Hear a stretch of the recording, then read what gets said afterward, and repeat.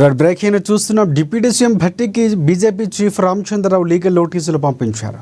రోహిత్ వేముల ఆత్మహత్య కేసును ప్రస్తావిస్తూ తనపై అనుచిత వ్యాఖ్యలు చేశారని ఆరోపిస్తూ భట్టికి బీజేపీ రాష్ట్ర అధ్యక్షుడు రామచంద్రరావు లీగల్ నోటీసులు జారీ చేశారు. ఈ నోటీసులో భట్టి తన వ్యాఖ్యలు ఉపసంహరించుకొని క్షమాపణలు చెప్పాలని, లేదంటే చట్టపరమైన చర్యలు తీసుకుంటామని హెచ్చరించారు రామచంద్రరావు.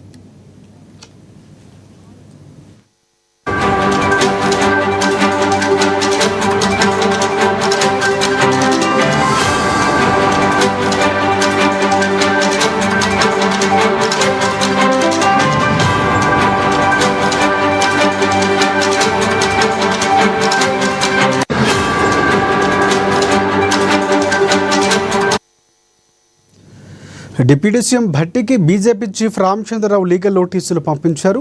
రోహిత్ వేముల ఆత్మహత్య కేసును ప్రస్తావిస్తూ తనపై అనుచిత వ్యాఖ్యలు చేశారని ఆరోపిస్తూ భట్టికి బీజేపీ రాష్ట్ర అధ్యక్షుడు రామచంద్రరావు లీగల్ నోటీసులు జారీ చేశారు. ఇదే అంశానికి సంబంధించి పూర్తి అప్డేట్స్ అందించేందుకు మా ప్రతినిధి భవిత మనకి ఫోన్ లైన్లో సిద్ధంగా ఉన్నారు. భవిత, చెప్పండి, ప్రధానంగా పూర్తి అప్డేట్స్ నోటీసులో ఏం పేర్కొన్నారు?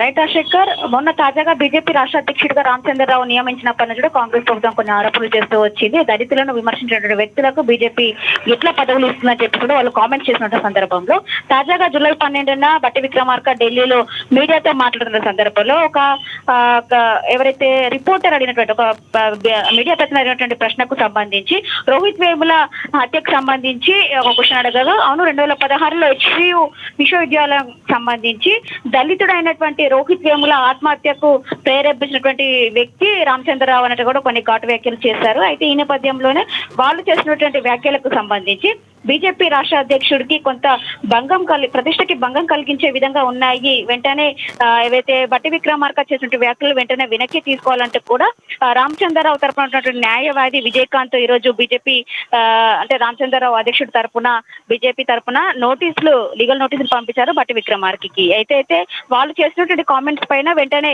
వెనక్కి తీసుకోవాలి, లేదంటే 3 రోజుల్లో వాళ్ళు ఎలాంటి నిర్ణయం తీసుకోకపోతే వాళ్ళ పైన పరువు నష్టం దావా అంటే 25 కోట్ల నష్టపరిహారం కోరుతూ చర్యలు తీసుకుంటామని, అంతేకాకుండా ప్రస్తుతం జరిగినటువంటి లీగల్ నోటీస్ అయినటువంటి ఖర్చు ₹1,00,000 సహా పూర్తి స్థాయిలో వాళ్ళ నుంచి వసూలు చేస్తూ అంటే వాళ్ళు భరించాల్సి వస్తుంది. వాటిపైన నోటీసుల పైన అంటే వాళ్ళు నోటీసుల పైన వివరణ ఇవ్వకపోతే ఖచ్చితంగా వాళ్ళ పైన పరువు నష్ట దావా వేస్తామని చెప్పేసి కూడా వాళ్ళు నోటీసులో పేర్కొన్నటువంటి సందర్భం అయితే ఉంది. అయితే గతంలో రోహిత్ వేముల ఆత్మహత్యకు సంబంధించి రామచంద్రరావు అంటే అప్పుడు మాజీ ఎమ్మెల్సీగా ఉన్నటువంటి రామచంద్రరావు అయితే ఏదైతే దానికి సంబంధించినటువంటి కేసులో ఎలాంటి ఆధారాలు లేవని చెప్పేసి అప్పటికే పోలీసులు లాక్ ఆఫ్ ఎవిడెన్స్ అంటూ తుది నివేదిక సమర్పించారని చెప్పేసి ఆ నివేదిక ప్రకారమే రోహిత్ ఎస్సీ కాదు, రోహిత్ వేరే కులస్తుడు, ఖచ్చితంగా ఆయన సర్టిఫికేట్స్ అంటే వాళ్ళ అమ్మ ఎస్సీ సర్టిఫికేట్ పొందిందని చెప్పేసి ఎక్కడ ఇలాంటి విషయాలు బయటపడతాయని చెప్పేసి భయంతోనే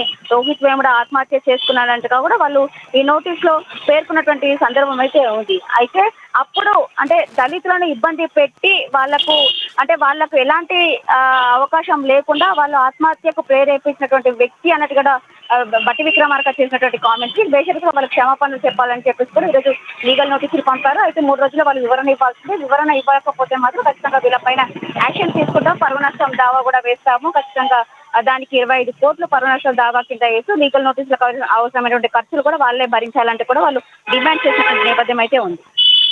థ్యాంక్స్ ఫర్ అప్డేట్స్ భవిత.